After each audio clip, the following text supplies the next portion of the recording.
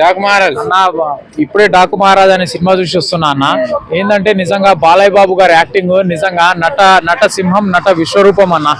నటన అనేది వాళ్ళ వంశం, వాళ్ళ వారసత్వంలో ఉందని చెప్పేసి మళ్ళీ డాకు మహారాజ్ సినిమా ద్వారాగా ప్రూవ్ చేసిండన్న. నిజంగా డైరెక్టర్ బాబీ గారికి హ్యాట్సప్ చెప్పుకోవాలన్న. ఏం హిట్లు కొడుతున్నాడన్న. వాల్తేరు వీరయ్య అని చెప్పేసి ఇంతకుముందు 3-4 సినిమాలు దగ్గరలో వరుస పెట్టి 4-5 హిట్లు కొడుతున్నాడు. ఇప్పుడు ఈ సినిమాతో కూడా మంచి biggest block buster hit comeback అయిపోతుంది.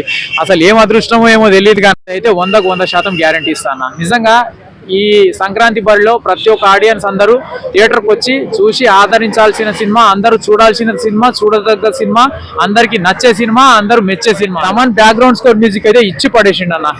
ఇంటర్వెల్ ఫైట్ సీన్స్, ఆ చిన్న పాపని మామూలుగా హైలైట్ చేయలేదన్న. ఇంటర్వెల్ సీన్ నిజంగా అసలు ఎవరు ఊహించలేదన్న. ఫుల్ హైలైట్ చేసి పడేసిండు. ఒక చిన్న పాప ఏంటంటే అక్కడ ఉన్నది సింహం అమ్మ అని చెప్పేసి అనేదానికి ఏం విజిల్స్ చేస్తున్నారు భయ్య. ప్రజ్ఞా జైస్వాల్ ఏంటంటే ఇంతకు ముందు అఖండ సినిమా, ఇప్పుడు ఈ సినిమా, నెక్స్ట్ ఏంది అఖండ 2 సినిమా. బాలయ్య బాబు ఆ ప్రజ్ఞా జైస్వాల్ ని వదిలిపెట్టాడు భయ్య. ఇంకా నాకు అర్థమైపోయింది, ఫిక్స్ అయిపోయింది. అఖండ సినిమా అని అనుకుంటే అఖండ సినిమాని మించిపోయే లెవెల్లో మామూలుగా బాలకృష్ణ గారి దగ్గర నుంచి ఎక్స్పెక్ట్ చేసేది ఏంటంటే మామూలుగా బోయపాటి వాళ్ళిద్దరు కాంబో. కానీ ఏంటంటే బాబీ గారి డైరెక్షన్ లో కూడా ఈ రేంజ్ లో అసలు నిజంగా బోయపాటిని మించిపోయే లెవెల్లో తీసిరు భయ్య. స్టోరీ, విజువల్స్, సాంగ్స్, అసలు ఆ మామూలుగా మన బాలయ్య బాబు గారు ఆ డాన్స్ ఎగురుతున్నాడు. ఏం ఎగురుతున్నాడు భయ్య. ఓవర్ నాయను ఇంకా రోజు రోజుకి అయిపోతున్నాడు ఆయన అన్నట్టు అనిపించింది భయ్య. అసలు ఆ డాన్స్ పరంగా చూసుకున్న, బ్యాక్గ్రౌండ్ స్కోర్ మ్యూజిక్ పరంగా చూసుకున్న, పాపకు బాలకృష్ణ గారికి ఇద్దరికి మధ్యలో ఉండే. ఇంతకుముందు ఏంటంటే మామూలుగా భగవత్ కేసరి సినిమాలో శ్రీలీల ఏంటంటే కొంచెం పెద్ద ఆమె ఉండే కాబట్టి అదొక ఎమోషనల్ పరంగా తీసుకుంటూ వచ్చాడు. కానీ ఇందులో ఏంటంటే చిన్న పాప విషయంలో ఆ పాపను కాస్త హైలైట్ చేసుకుంటూ ఒక మంచి స్టోరీని తీసుకొని అయితే ముందుకు వచ్చారు భయ్య.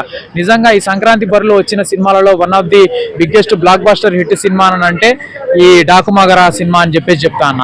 లాస్ట్ క్లైమాక్స్ సీన్ విజువల్స్ కూడా నిజంగా అఖండ సినిమాలో లాస్ట్ క్లైమాక్స్ సీన్స్ మామూలుగా ఏ రేంజ్ లో అయితే పెట్టారు దాన్ని మించిపోయే లెవెల్లో ఆ విఎఫ్ఎక్స్ హైలైట్స్ ఏం పెట్టిండు అన్న. నిజంగా అసలు గూస్ బంప్స్. అసలు ఏంటంటే ఇట్లా థియేటర్ లో కూర్చొని చూస్తుంటే ఒక్కొక్క సీన్ కి మామూలుగా ఎంటుకలు లేస్తున్నాయి అన్న.